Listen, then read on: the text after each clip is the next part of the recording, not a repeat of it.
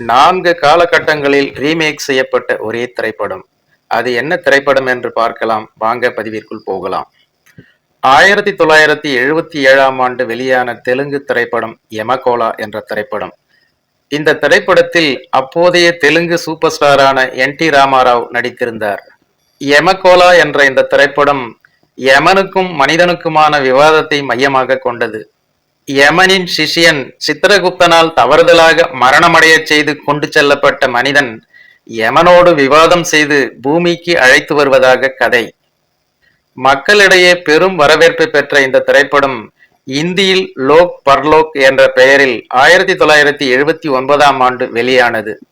தமிழ் மொழியில் யமனுக்கு யமன் என்ற பெயரில் 1980ஆம் ஆண்டு தமிழில் வெளியானது. யமனுக்கு யமன் என்ற இந்த திரைப்படத்தில் நடிகர் திலகம் சிவாஜி கணேசன், ஸ்ரீபிரியா மற்றும் பலர் நடித்திருந்தனர். இயக்குனர் யோக்நாத் இந்த திரைப்படத்தை இயக்கியிருந்தார். அதன் பின்னர் 2007ஆம் ஆண்டு யமதுங்கா என்ற தெலுங்கு பெயரில் ரீமேக் ஆனது. தெலுங்கில் இதனை இயக்குனர் எஸ். ராஜமௌலி இயக்கியிருந்தார். ஜூனியர் என்.டி.ஆர் நடித்திருந்தார்.